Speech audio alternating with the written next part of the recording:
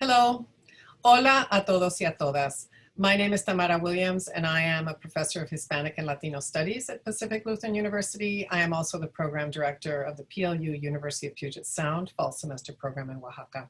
I've been asked by the amazing team at the Wong Center for Global Education to share a few thoughts about the main features of the Oaxaca program in order for you to get a good introduction to the program as you deliberate options for study away in the future.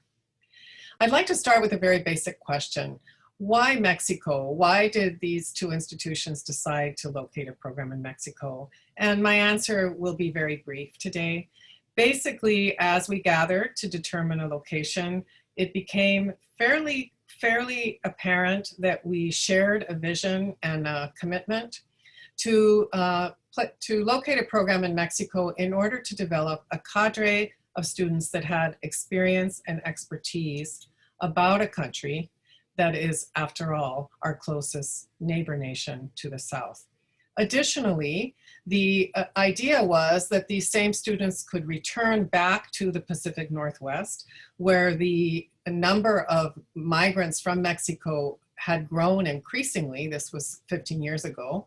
And serve that community as well as the broader Latinx community in professions related to education, law, social work, community development, business.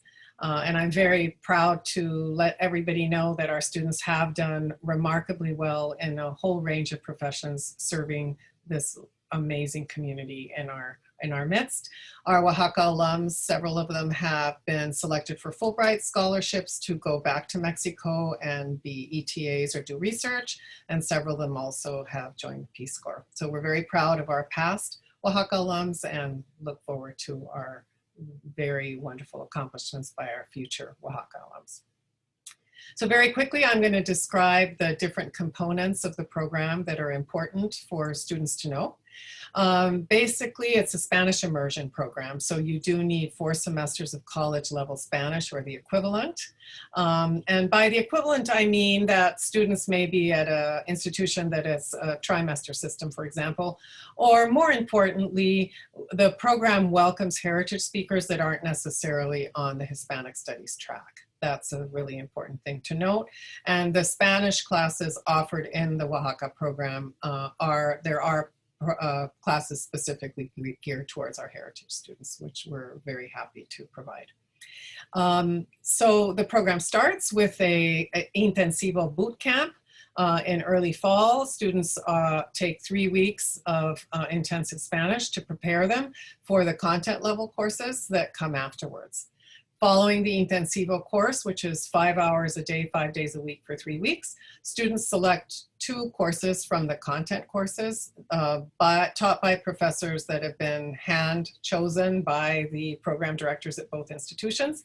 And the program offers courses in anthropology, art, Hispanic studies, history, as well as a wonderfully popular course, which is sustainability and conservation, which is also a course for environmental studies.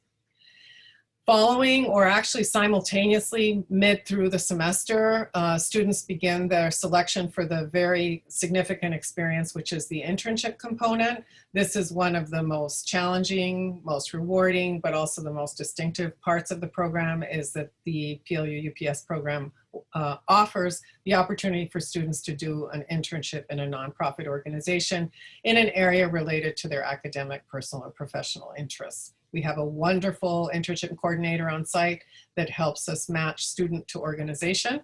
Of course, we don't impose students on organizations. We always have to work with what organizations need and what gifts our students bring. And that's the way our philosophy works around the internships. Again, one of the most challenging and rewarding experiences of the program. In addition to the homestay, the academic component in the internship, the program has wonderful study tours that have been curated to reflect the basic thrust of the program and the thematic emphases. So that would be everything related to ancient Oaxaca, contemporary Oaxaca, as well as participating in tours that are provided by organizations that have a commitment to sustainable ecotourism. So one of those tours is a 3-day tour to a Zapotec indigenous community at around 9,000 feet of altitude that has an ecotourism project designed to safeguard traditional ways of life, but create business, an income stream, and also mitigate migration. It's a really wonderful opportunity for students to learn about that model. And then we also have a 10-day study tour that takes students to Mexico City to visit some of the main hallmarks of Mexico City, the famous Teotihuacan pyramids, the National History and Anthropology Museum, Frida Kahlo's house, for example, but also spend a lot of time in meetings with organization leaders, activists, political leaders to learn about what are the challenges overall in Mexico. This 10-day tour often involves a visit to the American Embassy, which is fascinating for students as we learn about the US State Department's perspective on Mexico at any given time. And that can, of course, change from visit to Oaxaca.